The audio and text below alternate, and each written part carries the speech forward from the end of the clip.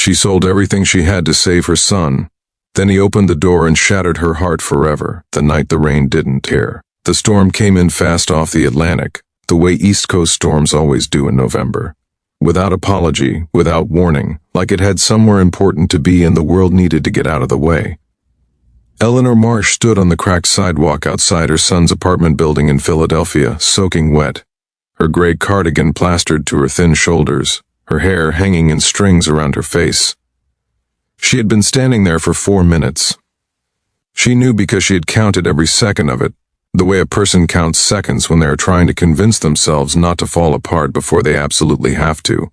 She raised her hand and knocked again. The light above the door flickered. Rain hammered the cobblestones behind her. The street lamp at the end of the alley cast everything in amber and shadow, the kind of light that makes the world look like a painting of something sad. She was 63 years old. She had driven 6 hours in that storm. She had nowhere else to go. Because 3 weeks ago, Eleanor Marsh had sold her house. The house on Clover Street in Harrisburg had been hers for 31 years. She and her late husband, Gerald, had bought it the year Daniel was born. A 3-bedroom colonial with a leaky back porch and a maple tree in the front yard that turned the most extraordinary color every October. Gerald had painted the shutters twice. Eleanor had planted roses along the fence that came back faithfully every spring like they had a promise to keep. Gerald died of a heart attack 7 years ago. The house became Eleanor's alone, full of photographs and furniture and the particular silence of a life that used to hold more people. She didn't mind the silence much. She had her routines, her neighbor Patricia, her Wednesday church group, her garden. Then Daniel called. Her son was 34, smart in ways that had always outpaced his wisdom, charming in ways that had always outpaced his character. Eleanor knew this about him, had known it since he was 17 and talking his way out of consequences he should have faced, and had loved him anyway, the way mothers love sons who cost them more than they should, completely, helplessly. Without the self-preservation instinct that love is supposed to eventually develop. He was in trouble.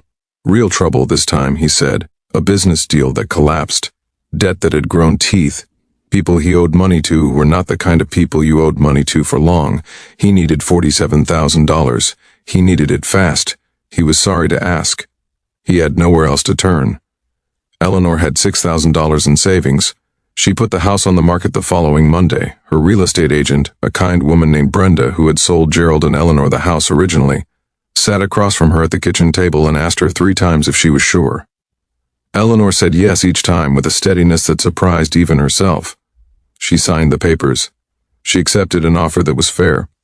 She packed 31 years into a storage unit and a single suitcase. She wired Daniel $44,000 after closing costs and fees. She kept $8,200 for herself, enough for a few months of careful living while she figured out next steps.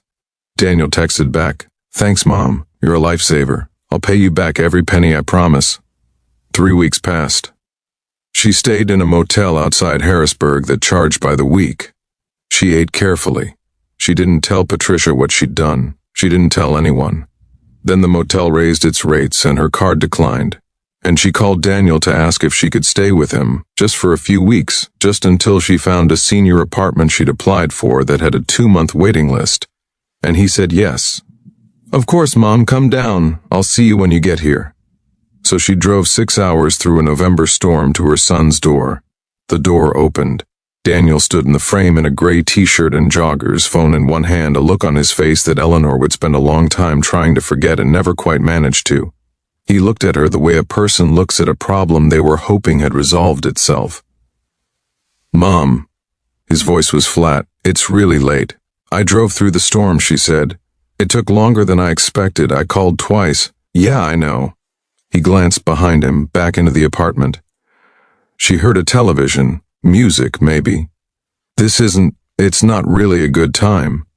Eleanor stood in the rain and looked at her son. Water ran down the side of her face. Her cardigan was soaked through. She was holding a small overnight bag in one hand and her car keys in the other, and she was very, very tired. "Daniel," she said quietly, "I sold my house. I know that, Mom. I have nowhere to go tonight." Something moved across his face. She watched it happen and watched it leave without changing anything. "I've got people over," he said. It's complicated right now. You should have called ahead better. Maybe find a motel tonight and we can figure something out tomorrow. My card didn't go through, she said. That's why I called you. A pause. I can Venmo you something, he said. For a motel. Eleanor Marsh looked at her son for a long moment. The rain came down between them. The street lamp flickered at the end of the alley. She thought about the maple tree in the front yard of the house on Clover Street and how she would never see it turn color again. Okay, she said. She didn't say anything else. There was nothing else she trusted herself to say. He sent her $80 through Venmo and closed the door. Comment before you continue. If this story is breaking your heart right now, good, it should. Drop a comment below. Have you ever given everything to someone who gave you nothing back? Have you ever been standing in the rain outside a door that should have been open? Tell us. We're reading every single one. Keep going. Because this story isn't over yet. She sat in her car for 11 minutes before she started the engine. She drove to a budget motel 4 miles away that took cash and didn't ask questions. The room smelled like old carpet and industrial cleaner. There was a heater that made a sound like something broken trying to work anyway. She hung her wet cardigan over the shower rod and sat on the edge of the bed in the dark and did not cry. She had promised herself in the parking lot that she wouldn't cry yet. She wasn't sure why that felt important, but it did. She called Patricia at 11:30 p.m. Patricia picked up on the second ring the way good friends always do, regardless of the hour, regardless of the last time you spoke. Like the line between you never actually goes cold. She told Patricia everything. All of it. The house, the money, the door in the rain. Patricia didn't say I told you so. She wasn't that kind of friend. She said, Eleanor, listen to me. You are coming to stay with me tomorrow morning. Don't argue. I have the guest room and a garden that needs someone who knows what they're doing. You're coming here. Eleanor closed her eyes. I don't want to be a burden, she said.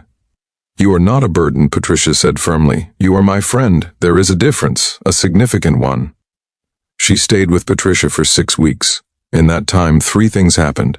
The first was that Eleanor's senior apartment application was approved. A 1-bedroom in a clean, well-managed complex in Harrisburg with a community garden that the residents maintained together. She moved in on a Tuesday in January with Patricia's help, and a second-hand armchair that Patricia insisted she take from her own living room.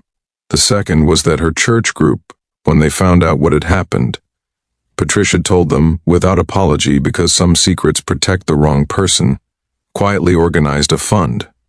They didn't tell Eleanor until they handed her an envelope with $3,400 in it and 6 handwritten cards. She cried then, properly. Sitting at Patricia's kitchen table with the envelope in her hands, she finally let herself cry. The third thing was Daniel. He called 6 weeks after the night in the rain. His voice had the specific quality of someone who has rehearsed an apology until it sounds almost real. I've been thinking a lot about what happened, he said. I wasn't in a good place that night. I handled it wrong. Eleanor was quiet for a moment. You sold your house for me, he said. I know that. Yes, she said, I did. Another pause.